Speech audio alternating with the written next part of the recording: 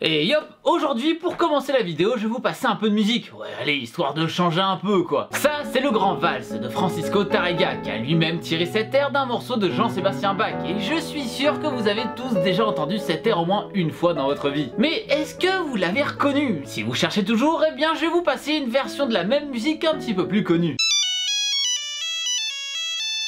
Là, vous l'avez forcément reconnu. Il s'agit de la fameuse sonnerie de Nokia et je suis même sûr que certains d'entre vous l'ont utilisée dans des temps plus anciens. Salut, c'est Léo la chaîne Techmaker et aujourd'hui je vais entre autres vous parler des sonneries de téléphone. Car ouais, pour les 2000 qui regardent cette chaîne, eh bien ces téléphones-là à la base ça servait à s'appeler carrément et pas qu'à jouer à des jeux vidéo comme Raid Shadow Legends qui sponsorise cette vidéo par ailleurs. Ce jeu qui a une note de plus de 4 étoiles sur le Google Play Store avec plus de 200 000 notations à son actif est un jeu de type RPG où le but est d'avancer dans l'histoire grâce à l'aide des plus de 400 champions disponibles répartis dans les 16 différentes factions héroïques. Il y en a pour tous les goûts, genre il y a lui ou encore lui qui est vraiment tout kawaii dessonné. Regardez-moi ces jolies petites dents trop mignonnes. C'est un jeu sur lequel vous pouvez soit jouer juste pour le mode histoire mais aussi en joueur contre joueur et donc affronter vos amis et voir qui a les héros les plus forts. Sachant que certains sont assez sympathiques quand même à voir au vu de la qualité graphique du jeu que vous allez pouvoir admirer lors de toute l'aventure. Par ailleurs, si vous souhaitez me rejoindre, je suis sous le nom de Léo Techmaker et j'ai aussi créé un clan sur le jeu avec exactement le même nom. Bref, vous trouverez un lien dans la description juste en dessous pour télécharger le jeu gratuitement, que ce soit sous iOS ou Android, vu que le jeu est disponible sur toutes les plateformes actuelles. Et grâce à ce lien en particulier, eh bien vous commencerez l'aventure avec 50 000 pièces de la monnaie du jeu et un champion épique gratuit grâce au programme de nouveaux joueurs. Alors bon, autant en profiter. Ah, et juste pour info et pour revenir sur ce sujet de la vidéo en même temps, la sonnerie que je viens de vous mettre en intro là, eh bien disons que chez Nokia, un gars s'est dit qu'un jour que ce serait quand même bien de la massacrer un peu et en faisant une version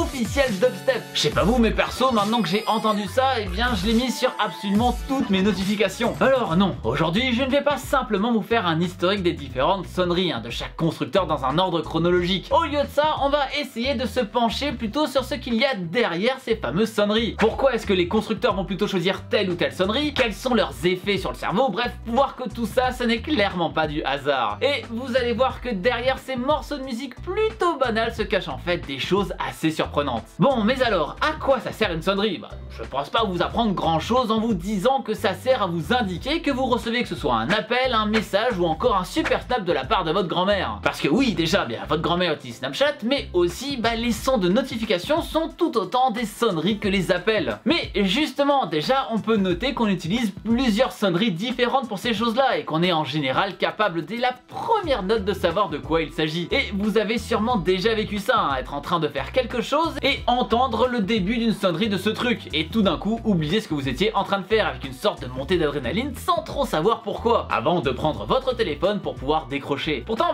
n'importe quelle autre mélodie vous aurait laissé totalement indifférent. C'est à peu près normal car après tout vous étiez déjà concentré sur quelque chose. En fait, d'un point de vue neurologique, entendre la sonnerie de son téléphone active les mêmes zones du cerveau qu'entendre quelqu'un dire votre prénom. C'est d'ailleurs pour ça que tous les gens trigger dès que je dis Corentin. Et il se trouve que c'est quelque chose qui est justement recherché dans le design des sonneries de téléphone. On cherche à avoir une mélodie qui va être capable de capturer votre attention et pour une fois qu'on n'essaie pas de capturer votre attention pour vous vendre je sais pas quoi, on va pas s'en plaindre. Après tout, on n'a pas envie de rater un appel ou bien un message là-dessus, non? Eh ouais, clairement pas, mais il y a quand même plusieurs problèmes à ça. Le premier, c'est que cette fameuse sonnerie peut facilement poser ou au moins empirer certains troubles de l'attention. C'est d'ailleurs pour ça que pas mal de gens préconisent de mettre son téléphone en silencieux, voire de l'éteindre carrément lors d'une session de travail intensive. Car ok, certaines personnes sont capables de se mettre sur quelque chose et de se dire c'est bon, je fais ça et je ne fais rien d'autre et je regarde pas du tout ce truc et de rester imperturbable dans leur tâche. Le truc, c'est que ces personnes sont relativement rares, surtout chez ceux qui comme moi ont toujours un téléphone avec eux et pour qui internet joue réellement un rôle important dans leur vie. Et c'est d'autant plus vrai chez les plus jeunes qui se sont retrouvés à tripoter des écrans tactiles avant même d'avoir appris à compter sur leurs doigts. Et loin de moi l'envie de devenir vieux réac avec l'image de Pokémon Go qu'on a vu absolument partout à sa sortie, mais en soi cette addiction est réelle, même si encore une fois prendre les gens pour des débiles n'est peut-être pas le bon moyen pour les aider à s'en rendre compte. On associe cette sonnerie à tellement de choses qui nous tiennent à cœur qu'on n'a pas envie de les laisser passer. Et des études ont montré que cette habitude d'être interrompu en permanence nuit clairement à notre mémoire à court terme et à notre capacité de concentration. C'est pourquoi il est temps conseillé de se mettre en mode silencieux comme je vous l'ai dit tout à l'heure. Et ça quand on se met à travailler sur quelque chose ou à réviser par exemple. Ça peut paraître super bête à dire tout ça, pourtant je suis bien placé pour savoir que ça n'est clairement pas respecté. Et là je vais encore faire le vieux con qui fait la morale, mais c'est pas pas juste pour embêter les élèves hein, que les collèges et les lycées interdisent les téléphones durant les cours. Après, j'ai entendu dire que normalement les profs peuvent vous laisser votre téléphone en plein cours si vous êtes abonné à la chaîne et que vous avez activé la cloche de notification. Je vous drop l'info comme ça, hein, vous en faites ce que vous voulez. Bon, et bien sûr que moi aussi je l'ai laissé allumer quand j'y étais, mais disons que maintenant avec le recul je me dis que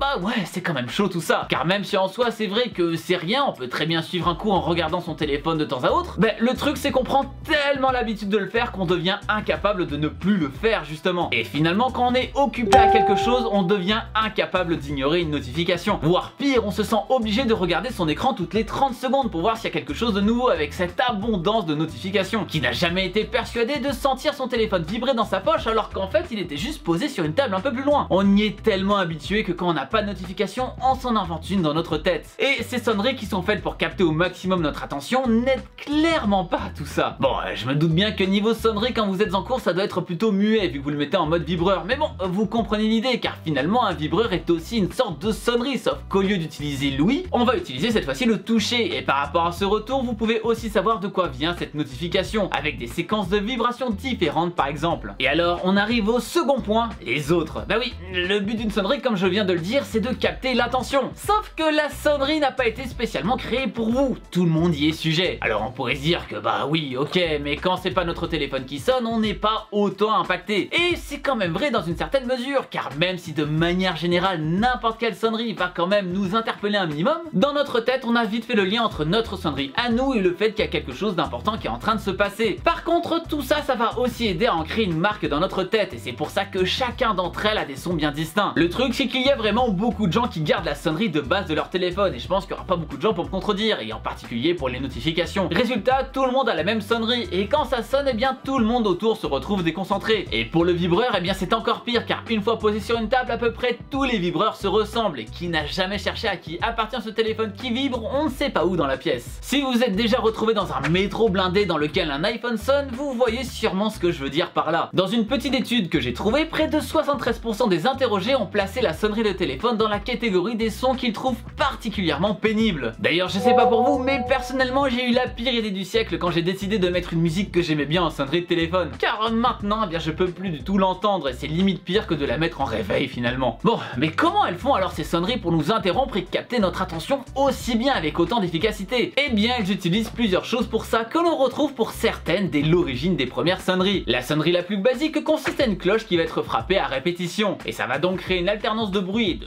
pas bruit qui est déjà plutôt efficace pour capturer notre attention. D'ailleurs, une sonnerie en anglais, ça se dit ringtone avec ring qui fait référence au son de cloche et tone qui signifie un ton ou une tonalité. Le truc, c'est que ce genre de son, notre cerveau arrive à le prendre en compte pour l'ignorer assez facilement. C'est pour ça par exemple que les sonneries d'alerte incendie sont sur deux tons différents. Dans le cas du téléphone, on est resté sur un seul ton, mais on a fait en sorte que la sonnerie soit intermittente, avec par exemple un cycle de 2 secondes de sonnerie suivi de 4 secondes de silence aux États-Unis. C'est aussi pour ça que quand on est en vibreur et qu'on reçoit un appel, les vibrations ne sont pas continues. Nos sonneries vont donc souvent jouer sur des variations acoustiques assez fortes. Ensuite, elles vont aussi jouer avec notre perception du son, en s'appuyant en particulier sur la plage de fréquence à laquelle nos oreilles sont les plus sensibles, afin toujours de maximiser l'effet. Cette plage se trouve principalement entre 1 et 5 kHz. Enfin, le fait que l'on connaisse l'air joue aussi un rôle très important. Mais pour que ce soit vraiment efficace, il faut qu'on soit capable de le reconnaître dès les premières notes. Maintenant, reprenez l'exemple de la sonnerie Nokia du début de la vidéo et vous verrez qu'elle correspond à absolument tous ces critères. Et à partir de ça, on peut voir quelques faits étonnants. Par exemple, je ne vous apprends rien si je vous dis que téléphoner au volant augmente beaucoup les risques d'accident. Eh bien, des études ont montré qu'ignorer un appel augmente aussi les risques. Car au moment où le téléphone se met à sonner, il s'accapare en bonne partie de notre attention. Et ça va jusqu'à la fin de sa sonnerie. Finalement, si je devais vous donner quelques conseils, ça serait déjà de choisir une sonnerie bien distincte de celle des autres, mais aussi bien distincte de n'importe quel son auquel vous êtes confronté au quotidien, afin d'éviter le phénomène bien connu de sonnerie fantôme, où on est persuadé d'entendre des sonneries alors que pas du tout. Mais surtout, prenez l'habitude de déconnecter un peu quand même, au moins quand vous faites des activités où il est important de rester un minimum concentré. D'ailleurs, la concentration avec la technologie qui nous entoure, ça pourrait être un sujet de vidéo. Mais avant ça, vous alors, pendant combien de temps est-ce que vous pensez être capable de vous passer de votre compagnon greffé à votre main, hein, celui-là? Eh bien, dites-moi tout ça dans les commentaires juste en dessous. Et d'ailleurs, est-ce que vous avez changé votre sonnerie ou non de votre côté? Eh bien, dites-moi ça avec la fiche qui vient d'apparaître en haut à droite de votre écran. En tout cas, j'espère que cette vidéo vous aura plu. Si c'est le cas, n'oubliez pas, comme d'habitude, le bon pouce bleu, de l'amour et de venir faire un petit tour sur les réseaux sociaux de l'internet qui se trouvent aussi en description. N'hésitez pas non plus à partager cette vidéo à tous vos amis, histoire qu'ils soient quand même un petit peu conscients de ce qui se passe passe à l'intérieur de ce truc dès qu'ils reçoivent la moindre notification. Et bien sûr, si ce n'est pas déjà fait, abonnez-vous à la chaîne en cliquant sur le logo qui vient d'apparaître juste là. C'était Léo la chaîne Techmaker et surtout, n'arrêtez jamais d'apprendre. Salut!